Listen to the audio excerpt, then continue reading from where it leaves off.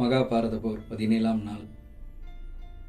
அன்றைய போர்க்களத்திலே பீமன் அதிபலசாலியாக காணப்படுகின்றான். கண்ணுக்கு மெட்டும் வரையிலே அனைவரையும் அவன் தும்சம் செய்து கொண்டிருக்கின்றான். எதிரணியில் இருப்பது கர்ணன். கர்ணன் சலித்தவன் அல்ல. பீமன் மீது பல அம்புகளை விடுகின்றான். அத்தனை அம்புகளுக்கும் அவனுடைய கதாயுதம் பதில் சொல்கின்றன. உடனே தனது கதாயுதத்தால் கர்ணனை தாக்குகின்றான். கர்ணன் மூச்சையாகின்றான். அந்த நேரத்திலே கர்ணனின் படைகளை அவனுக்கு தகுந்தவாறு அழித்துக் கொண்டிருக்கின்றான். இதுதான் நேரம் என்று பாண்டவர்கள் நினைக்கின்றார்கள். அந்த நேரத்திலே பீமன் துச்சாதனன் எங்கே இருக்கின்றான் என்று அங்கும் இங்கும் அலைமோதி வேட்டையாடும் சிங்கம் போல் தேடுகின்றான். சென்று கொண்டிருக்கும் பொழுது துச்சாதனன் ஒரு தேரிலே நின்று பீமனின் படைகளை அழித்துக் கொண்டிருக்கின்றான். கதாயுதத்தால் துச்சாதனின் தேருக்கு ஒரே அடி. துச்சாதனன் கீழே விழுகின்றான். விழும் பொழுது அந்த தேரில் இருக்கும் யானைகள் பலமாக கத்துகின்றன. அந்த யானைகளுக்கும் தனது கையில் இருக்கும் கதாயுதத்தால் அடித்து அந்த யானைகளை இறக்க செய்கின்றான். மீண்டும் துச்சாதனனுக்கும் பீமனுக்கும் இடையிலே போர் காண்போரை நடுநடுங்க வைக்கின்றது. அந்த போர்களமே அன்றைய அந்த யுத்த களம் அதிர்கின்றன. அந்த அதிரும் ஓசைகளால் எத்தனையோ படைகள் போர் புரிய முடியாமல் ஓடி திணறுகின்றனர். அவ்வாறாக இருக்க ஒரு கட்டத்தில் தனது முழு பலத்தையும் கொண்டு துச்சாதனனை அடித்து பூமியில் சாய்க்கின்றான். சாய்த்த உடனும் துச்சாதனன் விடவில்லை. இருவருக்கும் பலமான போர்.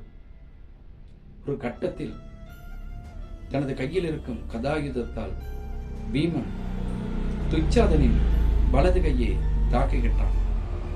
துச்சாதனன் மீண்டும் கீழே விழுகின்றான். தனது இரு கைகளால் துச்சாதனின் வலது கையை அவன் உயிருடன் இருக்கும் நிலையிலேயே இந்த கைதானே திரௌபதியின் கூந்தலை பிடித்து இழுத்தது என்று வலது கையை பிய்த்தெடுக்கின்றான். மீண்டும் இடது கையை பிடிக்கின்றான்.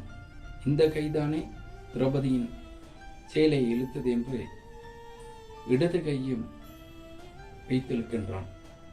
அதனுடன் விடவில்லை. தனது இரு கைகளின் பலங்களையும் கொண்டு துச்சாதனின் மார்பை ஓங்கி அடிக்கின்றான். மார்பு இரண்டாக விளக்கின்றது. துச்சாதனன் இறந்து விடுகின்றான். இறந்த பின்பும் இவனுடைய பலம், பீமனின் பலம் அதிகரிக்கின்றன. கண்கள் சிவந்திருக்கின்றன. இரத்த கோலமாக பூமி களமே நடுநடுங்குகின்றன. அந்த நேரத்திலே துச்சாதனின் உடலில் இருந்து வரும் குருதியை அவன் குடிக்கின்றான். குடித்துவிட்டு அதில் இருக்கும் குருதியை மீண்டும் எடுத்துக்கொண்டு திரௌபதியை நோக்கி அவன் நடக்கின்றான். வேக வேகமாக நடக்கின்றான். நடந்து சென்று எனது சபதத்தை நிறைவேற்றிவிட்டேன் என்று திரௌபதியிடம் அந்த இரத்தத்தை கொடுக்கின்றான். அவள் அந்த இரத்தத்தை 2 கைகளெல்லாம் வாங்கி தனது கூந்தலை தடவி கூந்தலை முடிகின்றான். மீண்டும் போர்க்களத்திற்கு பலமாக வேகமாக அர்ஜுனனுடன் வேட்டையாடுவதற்காக இறங்கி நடக்கும் வேங்கையை போல விரைந்து வருகின்றான். கர்ணன் மூச்சை தெளிந்து அவனும் எழுந்து விடுகின்றான். மீண்டும் போர்க்களத்திலே துச்சாதனன் இறந்து விட்டதை கண்டு அதிக கோபம் அடைகின்றான் கர்ணன். மீண்டும் போர்க்களத்திலே பீமனின் படைகளை அவன் துவம்சம் செய்து அந்த போர் படைகளையே அவன் அழிக்கின்றான் கர்ணன். இதனை பார்த்த பீமன் மீண்டும் போர் புரிய வருகின்றான். அவன் களைத்து விட்டான். அவனால் முடியவில்லை. ஓடி செல்கிறான். விடவில்லை கர்ணன். துரத்துகின்றான். துரத்தி சென்று செல்கின்றான். தன்னை யாரும் வெல்ல முடியவில்லை என்ற இருமாப்பு இருக்கக்கூடாது, உன்னையும் வெல்ல ஒருவன் இருக்கின்றான் என்று பீமனின் முன்னே சென்று உடனே அவனுடைய தாய்க்கு கொடுத்த அந்த வரம் அவனுக்கு ஞாபகம் வருகின்றது. எனவே அவனை விட்டு விடுகின்றான். மீண்டும் அந்த இடத்திலே தர்மர் உடனே கர்ணனுடன் போர் புரிகின்றார். கர்ணன் பல அம்புகளை விடுகின்றார். அந்த அனைத்து அம்புகளுக்கும் அவனுடைய அம்புகள் 10 அம்புகளாக பிரிந்து பதில் சொல்கின்றன. மீண்டும் அவனுடைய சக்தி வாய்ந்த அம்புகளை கர்ணன் மீது பயன்படுத்துகின்றான். கர்ணன் மூச்சையாகி விடுகின்றான். மீண்டும் எழுப்புகின்றான் கர்ணன். தர்மருடன் மீண்டும் போர் புரிய தொடங்குகின்றான். அம்புகளை விடுகின்றான்.